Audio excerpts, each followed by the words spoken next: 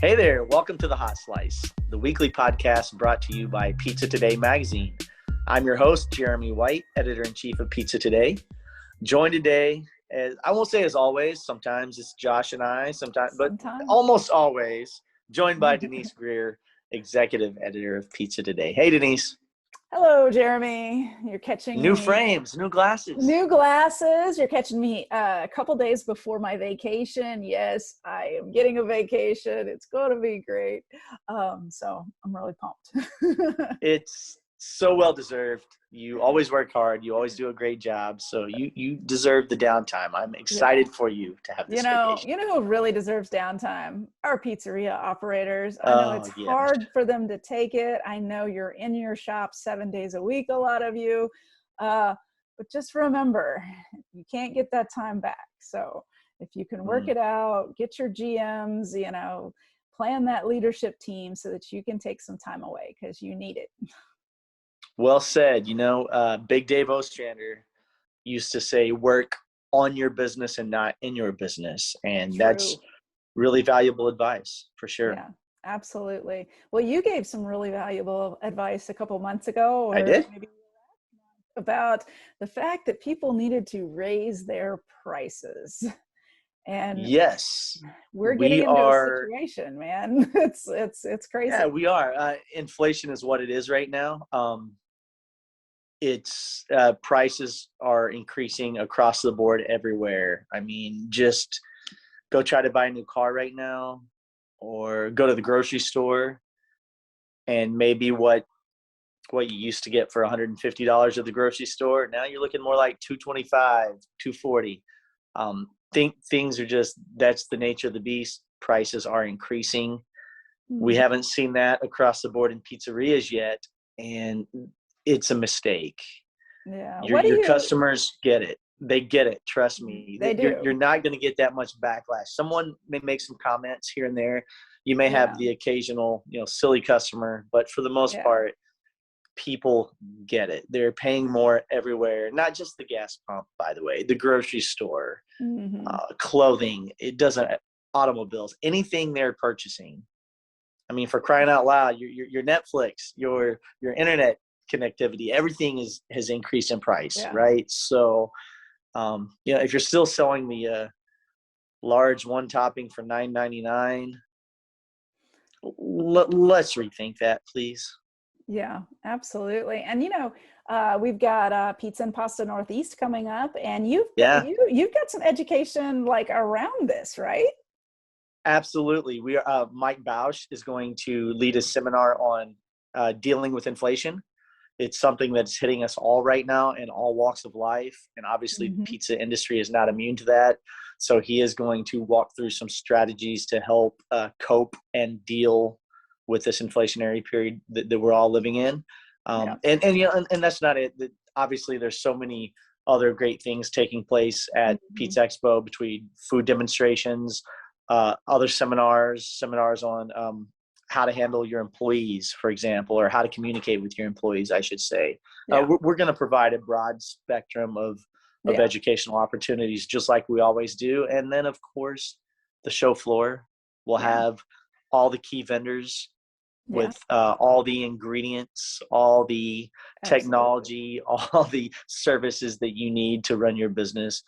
You'll be able to find them, talk individually with the vendors, learn more about their products, learn more about how you can collaborate with them to thrive and survive. Not just survive, but thrive, I guess is the best way to put it. And Pizza and Pasta Northeast is October 16th and 17th in Atlantic City at the Atlantic City Convention Center. And, I'll just throw out a little promo. If you want to visit pizzaandpastaexpo.com, you can go on there to register and also find out about all the fun stuff happening. So absolutely. Registration is open. Registration is open. Okay, enough of that. Let's get into our guest. The reason why we talk inflation is because he actually talked to his customers about it, which I had a lot of respect for, and I was pretty impressed with actually somebody that went to their customers and said, "Hey, look, we are raising prices. This is just has to happen. Here we go." We're talking to Steve and Patricia Bangos. Uh, and they are from Eureka Pizza Company in Yorba Linda, California. What a name. What a name. What a name And for a town.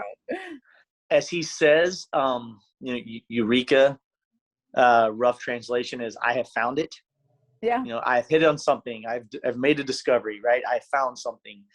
And they feel like that when they were first opened their doors in Alaska, Seward, Alaska. Yeah, Seward, that they found something, and now they've found something yet again in California. Was 4,000-mile move? They said roughly.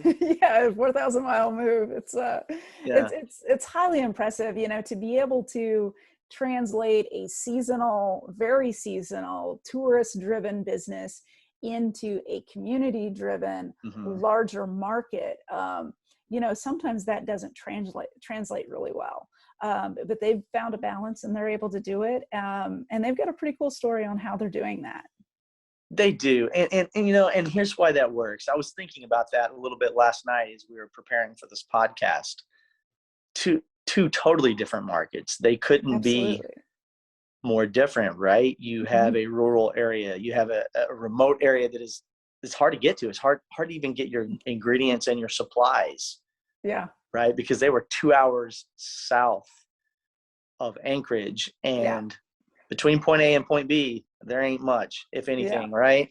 Absolutely. Well, now they're in California. They're in a heavily populated area. They're in a totally different market, totally different client base. Not many similarities, but what's universal, Denise, is the love for pizza. Absolutely. It's universal. It's everywhere. Yeah. So, and that's a big part. And we'll talk to them about why it works and how it works. And they'll provide great insights, no doubt. But the love of pizza, definitely got to be part of it. You got to have the love. All right, well, let's just jump right in to talking to Steve and Patricia. Bacio is celebrating its 10-year anniversary, a decade of exceptional Italian pizza cheese, unmatched consistency, and partners that have become family. If you haven't had the chance to try it, purchase Bacio today and enroll in the Gold Club to receive cash back for every pound you buy. That's right, get rewarded for every single pound of cheese purchased. Schedule a demonstration at baciocheese.com/hotslice to learn more. Pizza is your legacy. Build it with Bacio. Performance Food Service is proud to deliver high-quality products, innovative technology, and custom operational solutions to restaurants of all sizes across the country. The flagship division of Performance Food Group, with deep roots in the restaurant industry, Performance Food Service has been the exclusive distributor of the Roma family of brands for more than 65 years. This signature relationship has allowed Performance Food Service to become a leader in the pizza and Italian segment of food service nationwide. All right, Steve and Patricia, welcome to the Hot Slice podcast. Thanks for coming on today. Hi. Thanks for asking us to join. Absolutely. Thank you. Now, Jeremy, we got a letter from these guys, right? We did. Steve wrote in, introduced himself, told us all about the genesis way back in the day when he was in Alaska, and then the family relocated back to California, and been in the pizza business in both places. Sent a really great promotional video that you and your staff put together that Denise and I both thought it was just really well done and just an outstanding marketing piece. And we're like, hey, let's get them on the Hot Slice podcast. Let's talk to them a little bit and see what's up. Absolutely. So thanks for coming on. Yeah. So what was it about your story that you really wanted to share with other pizzeria operators?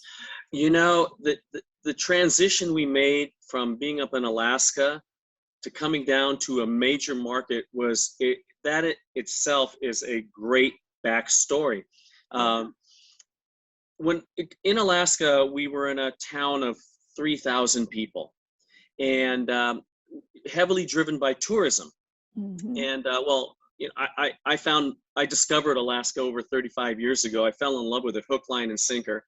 And I said, that's where I want to live. That's where I want to work. Now, how can I work in the food industry? Both my wife and I grew up in the food industry. Patricia's family was in the restaurant business for decades. I grew up in the food, hospitality, entertainment industry. So it was no stranger to us. I just found a place that I loved 3,500 miles away. And it was a little strange because I could have worked at my father's rib house, but I decided to do something different. So we found a little eatery that was for sale in Seward, Alaska, which is about 2 hours south of Anchorage, and but it's very seasonal, heavily driven by tourism, and it's a great town. People flock from all over the world. I mean, on our zip code, up from their zip code, out of town, out of state, out of country. So it was just the dynamics of customers that for 90 to 100 days, you're jamming, you're doing really good numbers, you're making a good living. But when the last cruise ship left, it just, where did everybody go? And so you end up working for free the next 8 months. Feast to famine, right? Famine. So, I missed out on a lot of, prom dates, first dates, football games, soccer games. I said, I'm done. I don't want to do this anymore. I want to do this, but I can't do it here as much as I love it. So we found our way to Yorba Linda, which is just a stone throw away from where Patricia's family lived. And that brought us close and brought my family close together. We were working together. And, to go from 3,000 people to 60,000 people in a day, it's like, that's a transition. But the one thing that really made it easy, believe it or not, is that we understand customer service. We understand food. We understand quality. We understand experience. So it didn't take long.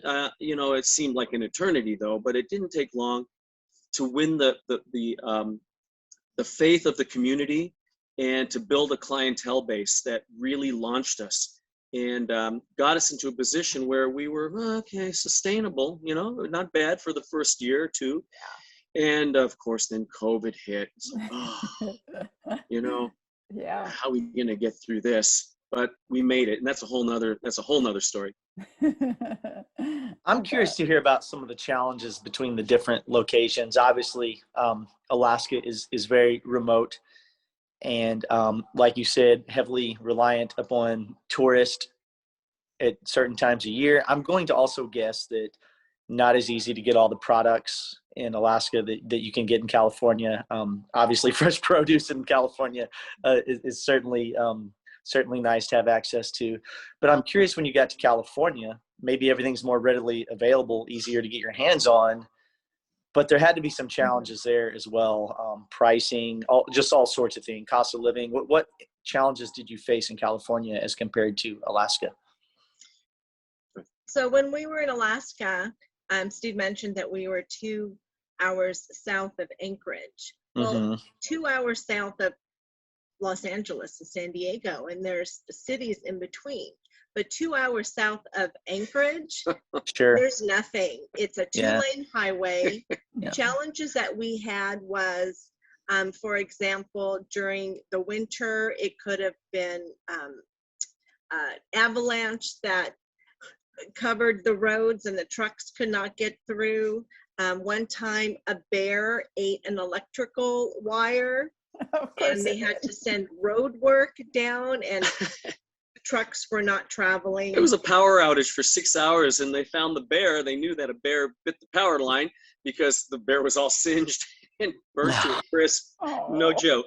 But those are the oddities that we were faced up there.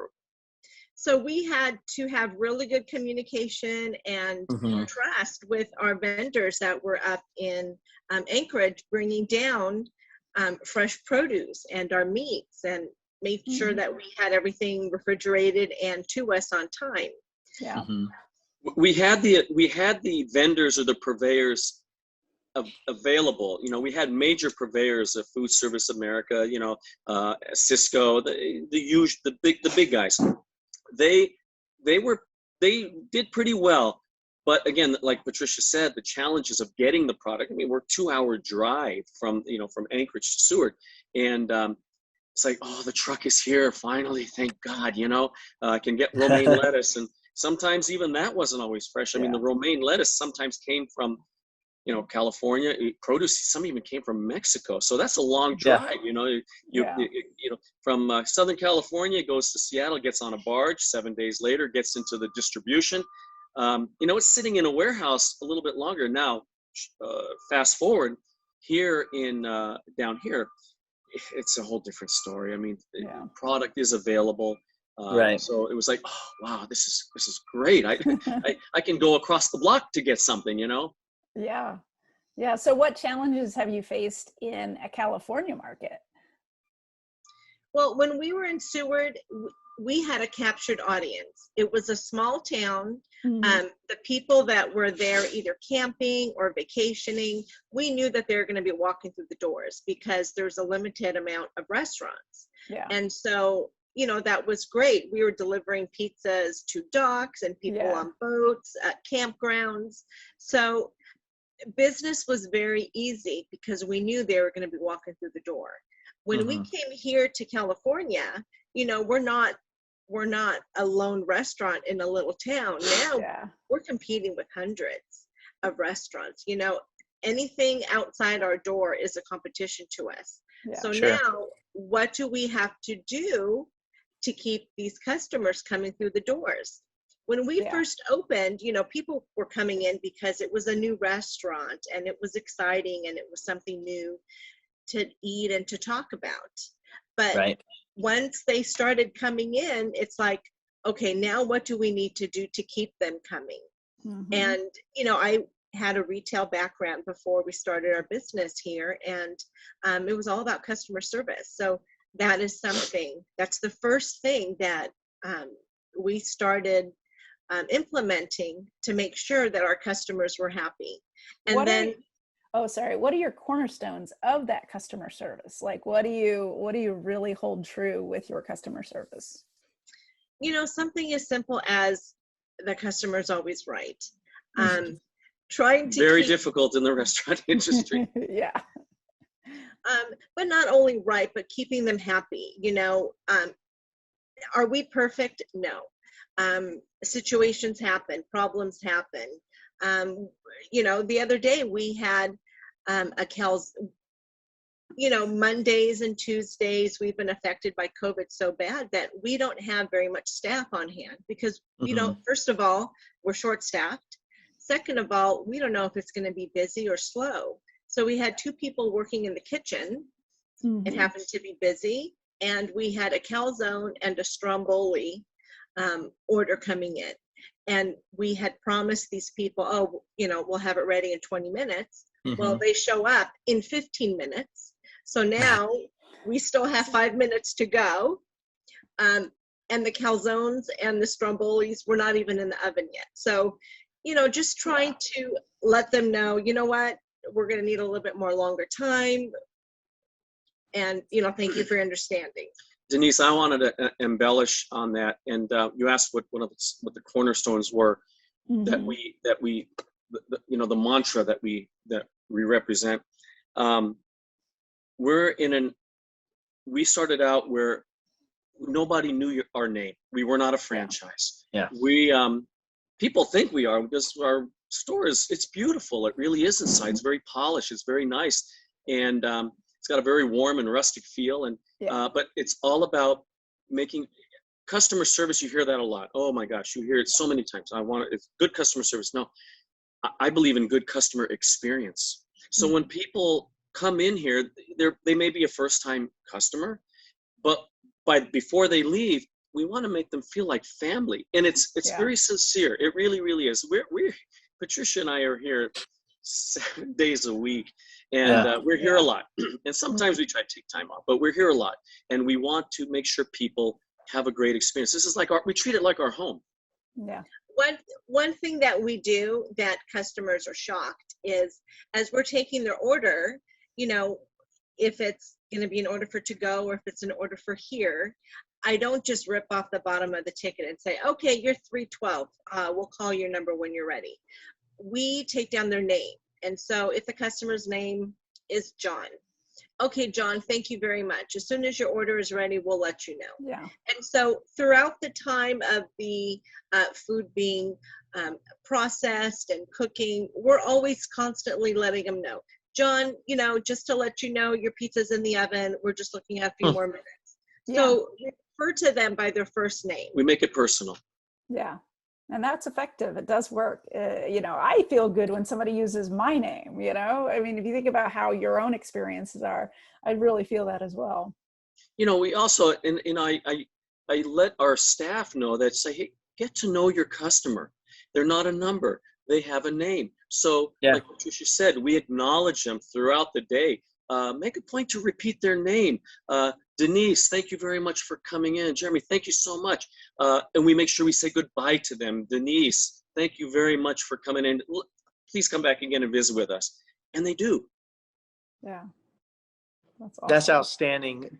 Talk to me a little bit about your community involvement. What do you do to become an integral part of that community there? How, either through outreach, or whether it's as simple as donations to a school or sponsoring events, or whatever it is you do to have your name out in the community and have people seeing you as stewards of the community and representatives of the community.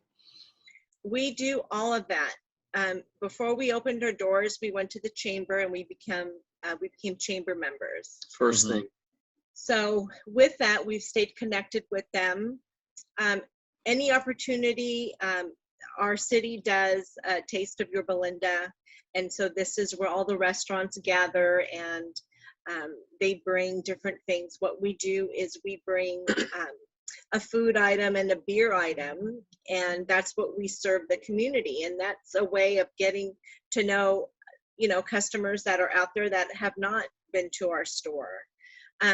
We are surrounded by a residential area, and we have lots of schools that they come by. And, we just the other day, Yorba Linda High School came by. They have a little activity book, and just as simple as signing up for like a $5 coupon.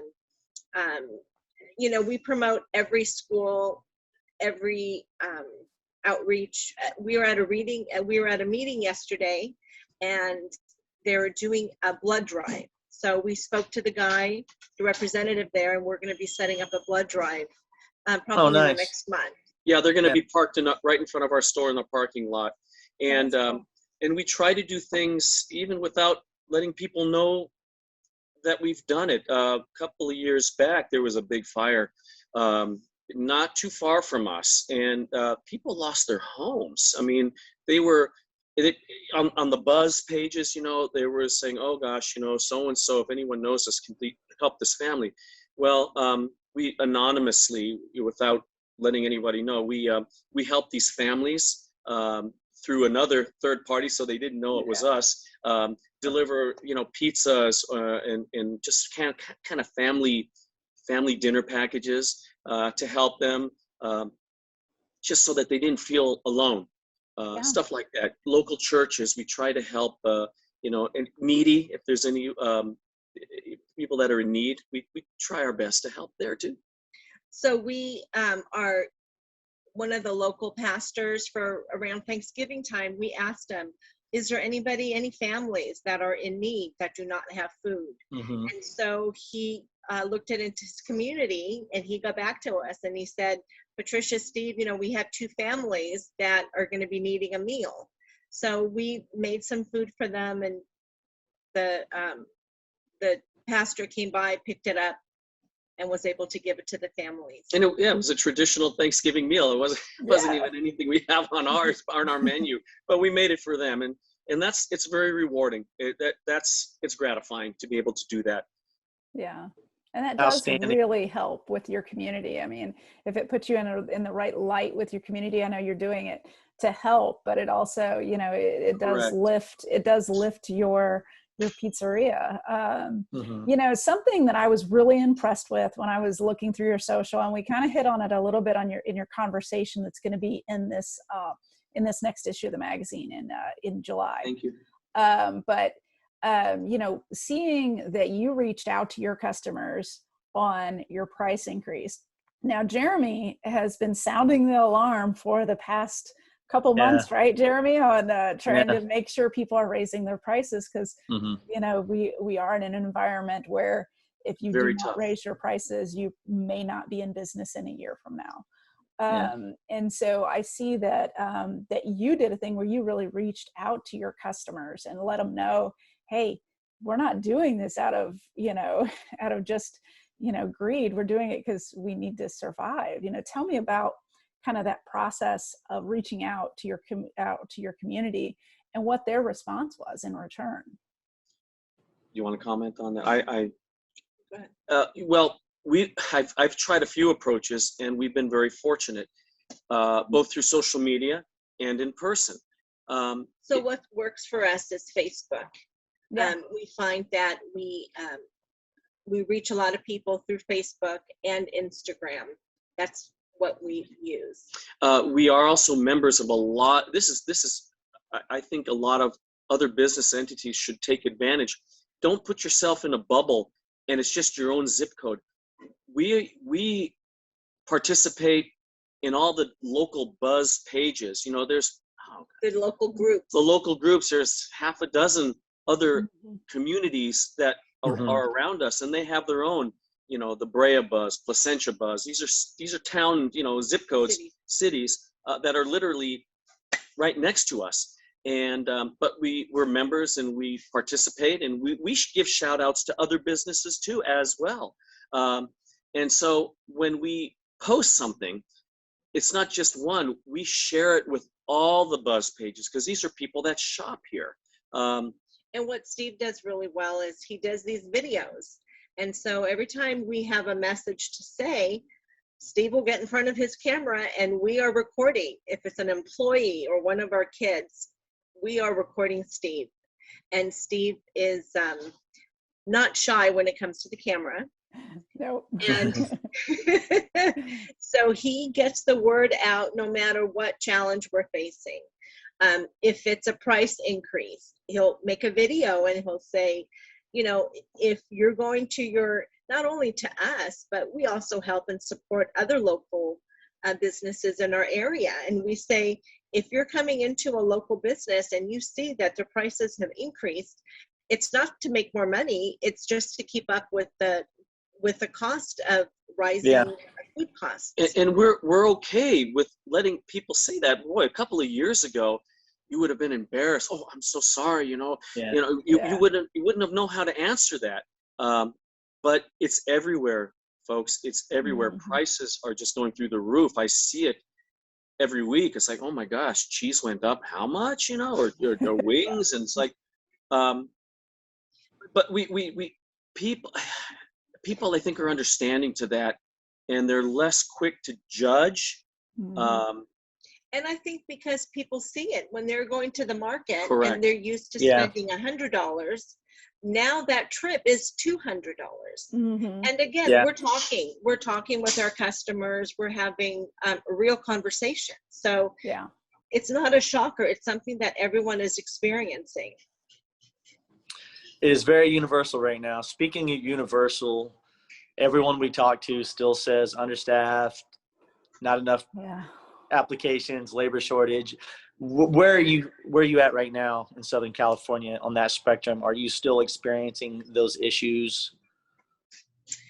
We have been very lucky. We have a great staff. We are like a family here. During COVID, everyone stayed on board. We had enough hours, and if we had hours, then we would give it to our employees. Mm-hmm. During COVID, all the restaurants were busy, so I had hours to give, and our employees, not one left. So we are so grateful for that. Patricia has a great HR background, and I always tell by the way, I call them my coworkers, not my employees. And if there's ever a position, I think it's really important because yes, we're family, business is business, but we have a really strong family aspect to how we operate. But we believe, promoting from within. So if we have extra hours, we'd love to fill another position, but we'll offer that to our staff. Does anyone want to pick up a day? Your call, Also, we have a lot of students. They start out as high school students, and then if we're lucky that they stay on, they become college students. So I work with all the school schedules and proms, and if I need to be here on that Friday night, then I'm here. But you have to work as a team. I would never ask them to do something that I would not do myself. So it's all a team. And because I treat it that way, they kind of make it feel like they're part of something. And then that respect, that mutual respect cultivates.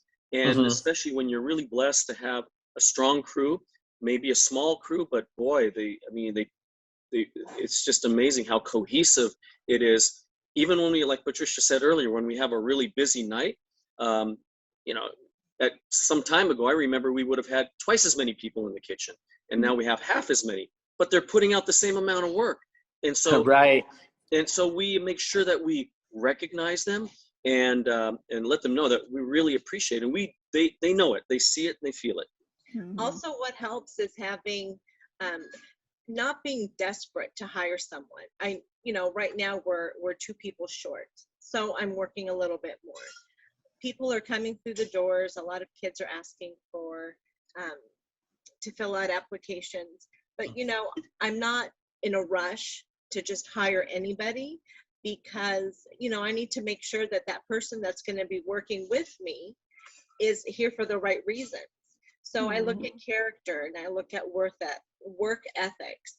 If it's a junior or a senior in high school, then I'm willing to work with any restrictions in order to get that good character that is also willing to communicate with our customers.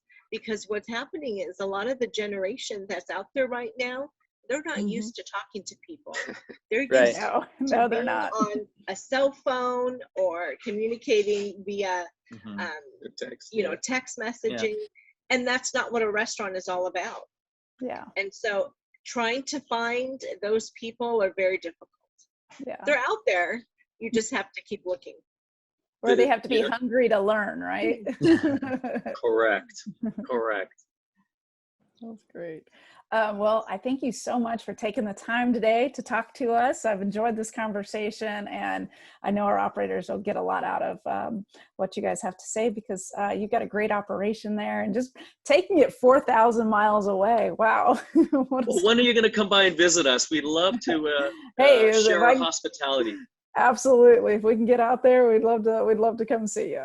Well, we love your publication. I get so excited when I see it come in the mail. It's like, okay, where is it? Where's Pizza Today? I got to see it. And, so thank you for including us. And it's an honor and a privilege. And these last 30 minutes was great. And we thank you for, reaching back out to us, and hope we have a chance to do it again.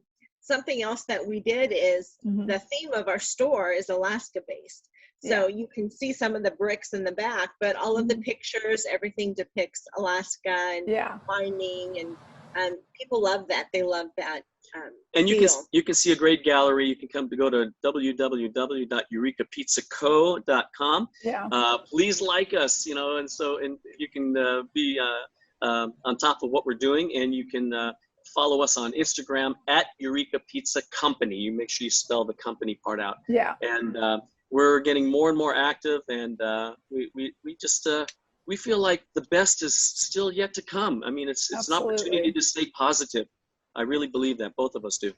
Absolutely. That's a great vision to have, and positivity is key. Thank you for that positivity. Absolutely. Keep up the Thank you again. Thank you again for your time today. We really appreciate you taking the time to chat with us, and have a lovely day.